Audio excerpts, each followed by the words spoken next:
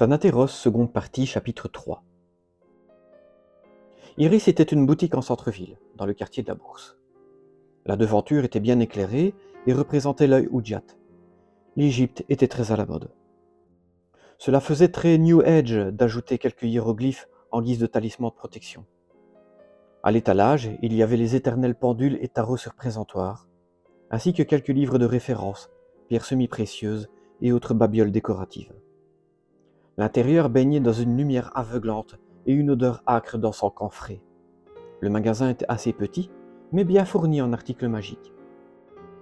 À côté des livres, encens et bougies, il y avait également des dagites de cire, des pots de plantes sorcières, des kits d'envoûtement, des toges et tout un fourbi d'articles serrés les uns contre les autres.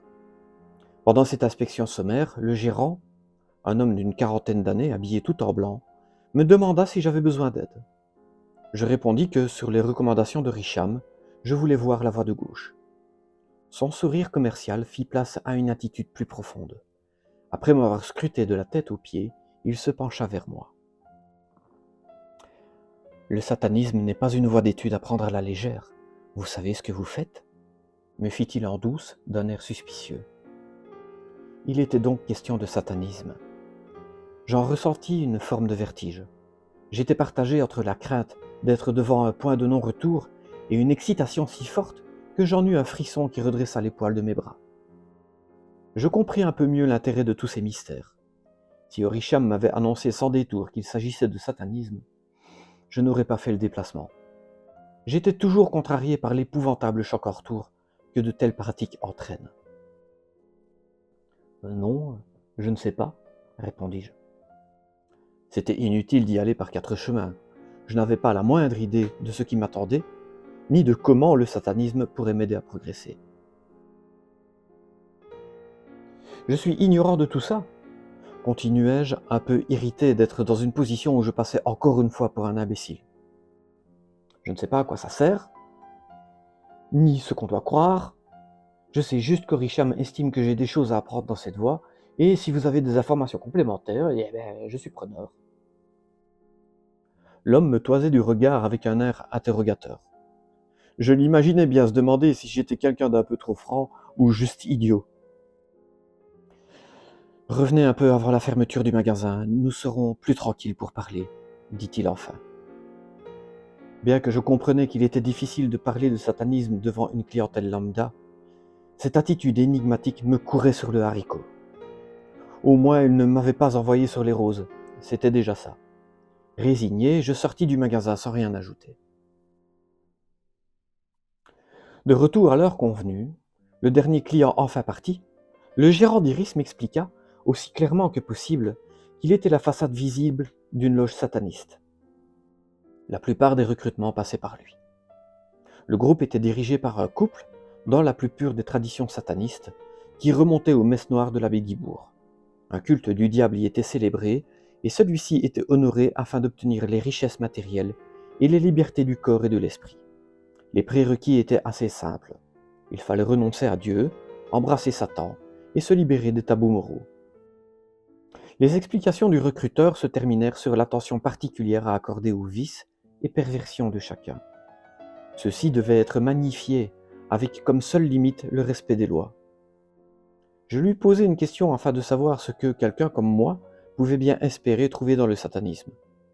Sa réponse fut écrasante de logique et me rappela les paroles de Richam. Le satanisme est une voie de libération qui ne convient pas à tous, car elle confronte l'homme à ses peurs ancestrales. Soit on adhère, soit on n'adhère pas, mais ça ne laisse pas indifférent et on en sort grandi, récita-t-il, comme si cette phrase était déclamée régulièrement. Taraudé par cette irrépressible question qui revenait dès que je voulais regarder du côté obscur, je lui demandai également ce qu'il en était du karma et du choc en retour dans un tel culte diabolique. Il tenta donc, avec amusement, de me faire comprendre la teneur exacte de ce phénomène et l'énorme part d'autosuggestion qui en faisait partie. Selon ses explications, le choc en retour était une forme de punition inconsciente qu'on s'infligerait à soi-même. En tant que voie de libération, le satanisme permet justement d'effacer cette culpabilité inconsciente qui provoque ce phénomène. si ma personnalité ne me permettait pas de faire la part des choses, c'est que je n'avais rien à en retirer et qu'il valait mieux que je renonce une bonne fois pour toutes à ce genre d'études. Il termina son exposé par une petite phrase bien explicite. Les loups ne dorment pas avec les moutons. Pesant le pour et le contre dans mon esprit, je me dis qu'après tout, pourquoi pas? Ça ne serait pas pire que le manque total de résultats actuels. Et puis, pour cette histoire de choc en retour, son explication me plaisait. Cela ressemblait fort à une étude médicale récente sur des patients en bonne santé qui, persuadés d'être malades, finissent par le devenir. Les années passaient et il était plus que temps que je fasse preuve de courage et que j'affronte cette peur qui me bloquait depuis mes 14 ans. Après lui avoir manifesté mon intérêt, le gérant griffonna un numéro de téléphone au dos d'une carte de visite de son magasin. Il m'indiqua que c'étaient les coordonnées des dirigeants de la loge. Je devais prendre rendez-vous afin d'avoir un entretien préliminaire. Celui-ci serait déterminant pour une éventuelle acceptation au sein du culte. Ça me semblait évident qu'on n'acceptait pas n'importe qui dans ce genre de structure, mais ces jeux de pistes interminables poussaient ma patience à bout. En prenant la carte en main, je ne pus m'empêcher de réfléchir aux épreuves qui m'attendaient encore. Enterré vivant lors d'une initiation à la magie égyptienne, pour une entrée dans le milieu sataniste, je m'imaginais être écorché vif, noyé, scarifié, pendu, comme mon père, ou encore traumatisé par des visions d'horreur infernales. Ces idées ne m'effrayaient pas. Je me sentais même paisible et impatient de découvrir la suite. Bien sûr, j'avais conscience de la différence entre mes réflexions délirantes et la mise en situation. En tout cas, cette fois-ci, j'étais averti de ce qui pouvait m'attendre.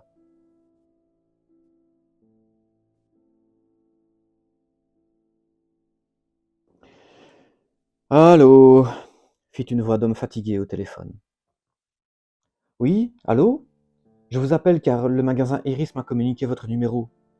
J'aurais aimé avoir un entretien dans le but d'intégrer votre loge. Laquelle? Tu veux être adepte du satanisme? Tu veux pratiquer la nécromancie ou tu préfères la magie sexuelle? Et puis d'abord, t'es qui? Rétorqua-t-il avec lassitude et un accent carolo à la limite du compréhensible. Je m'appelle Karl. On m'a parlé uniquement du satanisme. Pour les autres, je ne sais pas. Certains membres étudient les trois en même temps, mais on a l'habitude de faire commencer par la voie du diable.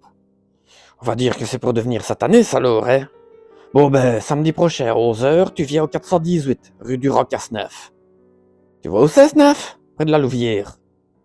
N'oublie pas de prendre avec toi un certificat médical d'aptitude sportive et un extrait de casier judiciaire. Sans ça, c'est pas la peine de venir, hein? Tu peux aussi amener 5000 francs. Comme ça, si ta candidature est acceptée, tu pourras payer ton adhésion, on n'en parle plus. Samedi alors?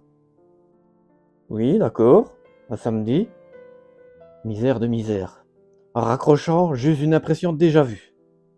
Je me dis que c'était encore un piège à con. Son accent ne présageait rien de très professionnel en tout cas. Charleroi n'était pas non plus réputé pour son haut standing intellectuel. Fidèle à moi-même, je comptais bien aller jusqu'au bout. Mais ce n'était pas encourageant. Au contraire, ça me donnait l'impression que j'allais rencontrer des guignols au mal de sensations fortes. Je m'attendais à tout. J'étais en retard de 5 bonnes minutes. Je me trouvais devant une grosse maison de banlieue bien entretenue. Le gazon impeccable, la haie taillée au niveau à bulles. La grille, comme le reste, semblait être tout droit sortie d'un papier d'emballage. Cela ne cadrait pas du tout avec l'impression que j'avais eue au téléphone, mais, ayant vérifié 3 fois pour être sûr, j'étais pourtant bien à la bonne adresse. Après avoir fait retentir un carillon à la sonorité rupine, la porte s'entr'ouvrit, et je reconnus mon interlocuteur rien qu'à voir son allure. Habillé d'un pantalon de jogging usé, un petit homme bedonnant d'une 50aine d'années se trouvait devant moi. Les cheveux hirsutes, il portait des charentaises trouées, un marcel 2 fois trop large et taché, une canette de bière dans une main et une cigarette allumée dans l'autre. Je me demandais comment un individu pareil pouvait habiter un endroit comme ça. Il avait l'air autant à sa place qu'un homme d'affaires en complet 3 pièces dans une hutte. Karl, je suppose. Et coiffé, t'es en retard. Allez, dépêche-toi de rentrer, on n'est pas en avance, hein, fit-il. Sur le pas de la porte, il m'embrassa dans une accolade chaleureuse comme si nous nous connaissions depuis des années. Il en profita pour partager également des relents acidulés de bière, mêlés aux odeurs de tabac. Moi, c'est grand maître René, Dit-il en refermant la porte derrière nous. Maître tout court, ça va aussi. Tu veux quelque chose à boire, à manger? T'as pris les papiers que je t'ai aidé? Non merci, c'est gentil. Oui, j'ai les papiers avec moi, balbutiai-je. Je n'étais pas certain qu'il avait entendu. Sans m'attendre, il s'était mis à avancer vite dans les grands chouic de ses pantoufles qui traînaient par terre. La maison était immense, lumineuse et immaculée. Après avoir passé l'entrée, nous traversâmes un large couloir où étaient disposés de longs aquariums contenant diverses espèces. Sont beaux les poissons, hein? Regarde, là, il y a des plécots, là, des scalaires, là, des cyclites, là, des tortues. Énumérait-il tout en marchant. On collectionne, ajouta-t-il en me faisant un clin d'œil accompagné d'un sourire niais. Nous arrivâmes dans une bibliothèque au fond de laquelle se trouvait un large bureau. Les couleurs étaient chaleureuses, le papier peint, qui tirait sur un mauve pastel, donnait une atmosphère feutrée et paisible. Les murs étaient garnis de lourdes armoires étagères, sur lesquelles étaient disposés d'innombrables livres. À côté de la pièce étaient méthodiquement ordonnés. Les séries alignées avaient des reliures aux teintes brunes identiques, présentant de nombreux ouvrages qui composaient diverses encyclopédies. Certains volumes paraissaient très anciens. De l'autre côté, cela semblait bien plus chaotique. Les livres multicolores étaient empilés les uns sur les autres en désordre sur les étagères. Je me dis que ces livres devaient être très souvent utilisés, pris et reposés dans l'empressement. Une fois parvenu à hauteur du bureau, je constatai que celui-ci était une œuvre d'art. D'une taille impressionnante, il était en bois sculpté d'un brun rougeâtre exotique. Le dessus était creux, surmonté d'une épaisse plaque de verre. Celle-ci protégeait des objets exposés. Il y avait 3 crânes humains un peu abîmés, une paire croisée de ce qui semblait être des tibias, quelques gros clous rouillés et tordus, une main ratatinée et noircie, dont le poignet laissait pendre des chairs desséchées, ainsi qu'un organe masculin sectionné, dans le même état de conservation que la main. Sur les murs autour du bureau étaient suspendus des masques mortuaires en plâtre blanc. « Hé, la grosse, il est là !» rugit maître René en direction d'une porte. Il m'invita à prendre une chaise en face de lui. « Ouais, j'arrive !» Fit une voix féminine éraillée qui venait de loin. Cet échange me rendit encore un peu plus perplexe. Étais-je vraiment à ma place ici? « Ne te formalise pas, on aime bien de se taquiner. » dit-il sur un ton amusé en voyant ma tête. Ne te formalise pas, répétai-je dans mon esprit. Une phrase que je trouvais bien érudite, juste après sa conversation en argot. Je me demandais s'il n'était pas en train de me jouer un sketch. C'est authentique? Me permis-je de demander en indiquant du regard les objets dans la vitrine. Évidemment, fit-il, un peu vexé par la question. On ne va pas mettre des crânes en plastique et une bête en caoutchouc pour faire joli. Ce sont des pièces de collection. Un instant plus tard, une femme pénétra dans la pièce.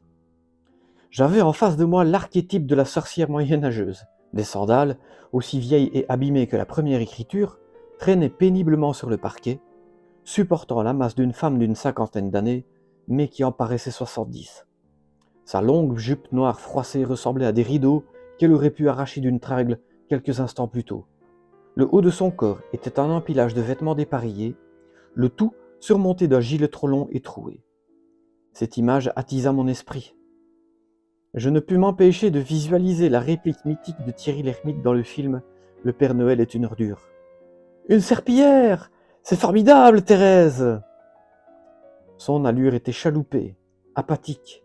Elle avait le visage fatigué, recouvert par une tignasse gris-jaune aux mèches grasses. Ses paupières supportaient 2 énormes poches de chair violacée qui dégoulinaient sur ses joues. Lorsqu'elle se pencha vers moi, afin de me faire la bise, son accoutrement négligé me laissa apercevoir un sein tout flasque. Elle s'avachit sur une chaise aux côtés de maître René. Après s'être présentée, prêtresse Bastet commença sans attendre. « Bon, voici maître, hein. Sinon on y passera la journée. » Son accent était beaucoup moins prononcé. Sa manière de parler suggérait une certaine culture qui contrastait avec cette attitude de clocharde. Après l'examen minutieux de ma carte d'identité et des documents fournis, j'eus droit à un interrogatoire, entremêlé d'un discours pas banal. Il sautait d'un point à un autre et je devais sans cesse réfléchir au contexte des questions et aux réponses attendues. C'est quoi ton parcours et tu veux quoi? Finit par demander maître René.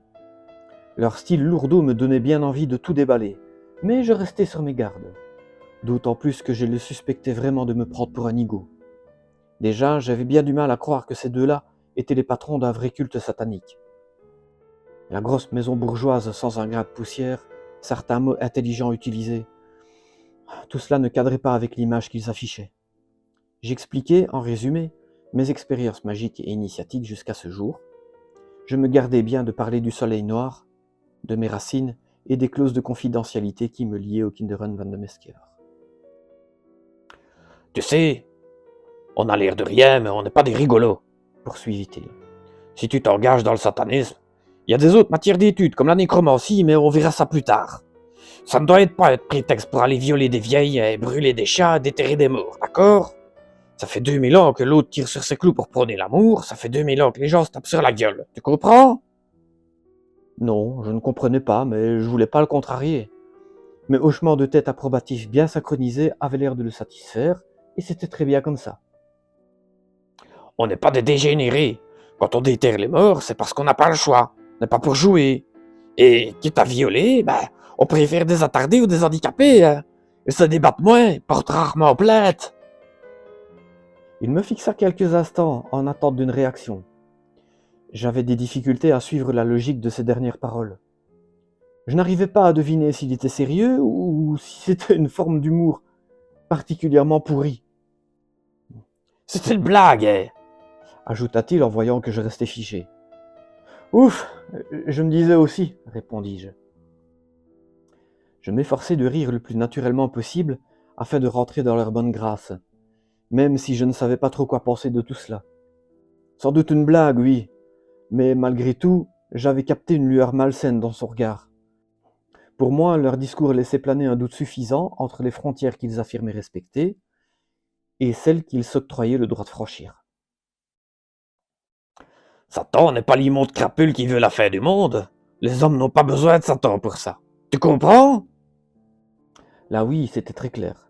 Satan, ou les tentations des démons, était bien trop souvent un prétexte utilisé pour justifier la méchanceté des gens.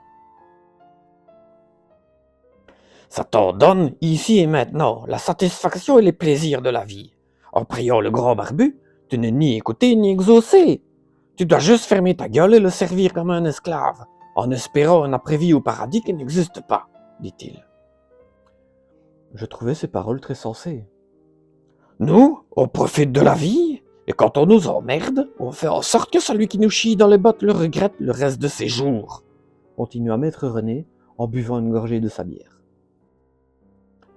Bon, pourquoi tu veux être sataniste? Interrompit prêtresse Bastet, visiblement impatiente. parce qu'on ne sait toujours pas pourquoi tu es ici en fait. Eh bien, le satanisme m'est complètement inconnu, répondis-je. Mais l'ésotérisme est une vraie passion. Jusqu'à présent, mes lectures et les études suivies ne m'ont rien apporté à part de la théorie inutile. Je n'arrive pas à m'épanouir ni à trouver ma place dans les magies que j'ai essayées. Dernièrement, un de mes amis m'a suggéré de prendre contact avec vous pour explorer les voies de gauche, et il pense que c'est ça qui me correspond. Je vois, fit Bastet en se grattant le menton. Donc, tu ne sais pas trop pourquoi tu es ici. Et c'est qui cet ami qui t'a conseillé de nous contacter? Il t'a donné un fascicule sur le prieuré? Un fascicule de quoi? Demandai-je. Laisse, ce n'est rien. Alors, pour cet ami? Je ne sais pas si je peux vous le dire, répondis-je embarrassé.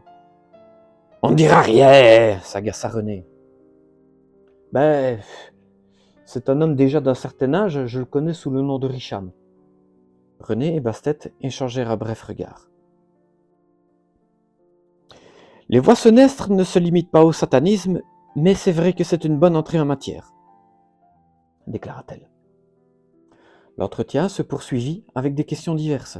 Avais-je des intolérances alimentaires? Avais-je des maladies chroniques, des tares ou des déficiences? Quelles étaient mes opinions politiques, mon statut social, mes préférences sexuelles, etc. Et enfin, après quelques autres questions telles que « Si tu es initié, est-ce que tu vas t'habiller autrement ?» destinées à établir très maladroitement mon équilibre mental et mes aptitudes à la discrétion, ils se regardèrent et échangèrent un petit hochement de tête. Bien, bien, bien, fit maître René. nous sommes d'accord pour t'initier au satanisme, mais nous devons d'abord t'avertir de certaines choses. Premièrement, si tu nous trahis, nous te maudirons. Deuxièmement, on te donne ce qu'on a à te donner, mais tu ne pourras pas en demander plus. Tes problèmes, on s'en fout, hein, et on n'est pas ici pour les régler à ta place. Troisièmement, il faudra que tu laisses derrière toi tes préjugés et ta pudeur. Chez nous, on blasphème et on part tous dans certains rituels, hein. Entre membres consentants, évidemment. Évidemment, répétai-je sur le même ton. Pour tout ce qui concerne nos affaires, nous sommes juges et bourreaux, peu importe ce que les autres en pensent. Et quatrièmement, nous insistons, hein. Si tu nous trahis, nous te maudirons afin que tu ne puisses plus jamais trahir quelqu'un. Est-ce clair? Conclut-il. Limpide, ça me convient. Ces histoires de partouze ternissaient un peu le tableau. Jusqu'à présent, je n'avais pas encore pu voir réellement de quoi il s'agissait. Vu la dégaine des responsables, c'était peut-être un club de pervers qui se donnait un prétexte satanique pour assouvir leur appétit de sexe.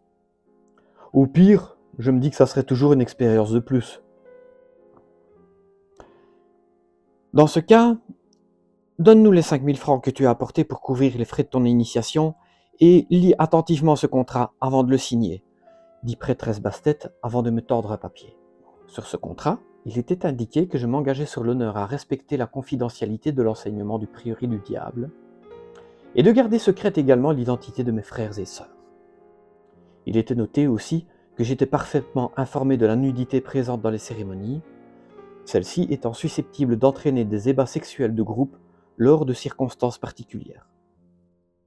C'était un document en termes légaux et juridiques qui protégeait les responsables contre toute poursuite en cas de conflit.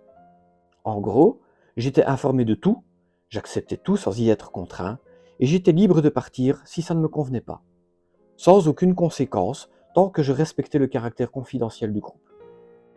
Le contenu était bien sûr adapté à la législation. Il n'y avait aucune menace occulte, c'était propre, net, et sans doute un brin hypocrite par rapport aux intimidations proférées quelques minutes avant. Ça me semblait tout de même aussi sécurisant pour moi que pour eux. Je le signai sans réticence. J'espérais tout de même que cela porterait ses fruits, car, pour réunir la somme demandée, j'avais dû faire de gros sacrifices qui allaient se répercuter pendant 2 ou 3 mois sur mon niveau de vie.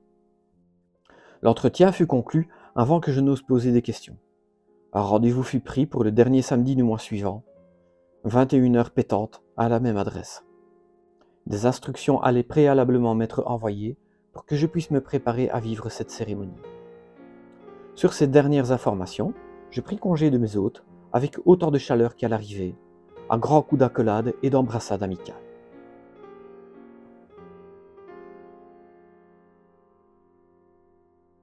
Quatre jours plus tard, je m'empressai d'ouvrir cette lettre anodine qui provenait de mes nouveaux amis. Il y avait une seule page dans ce courrier intitulé « Prieuré du diable, préambule à l'initiation satanique ». Il m'était demandé d'apporter un bilan de santé avec test sanguin et une large chemise, ainsi que de porter une tenue décontractée, de manger léger sur la journée et de ne pas consommer d'alcool ou de drogue. Et, pour le confort de chacun, de prendre une douche avant de venir. Cette dernière recommandation sentait le vécu et l'expérience négative. Ces préambules n'étaient pas contraignants. Je me posais juste la question de l'intérêt du test sanguin, jusqu'à ce que la pièce tombe dans mon cerveau. S'il devait y avoir des rapports intimes, ils voulaient sans doute s'assurer de la santé de leurs membres avant de permettre tout contact physique. Cette idée me rassura.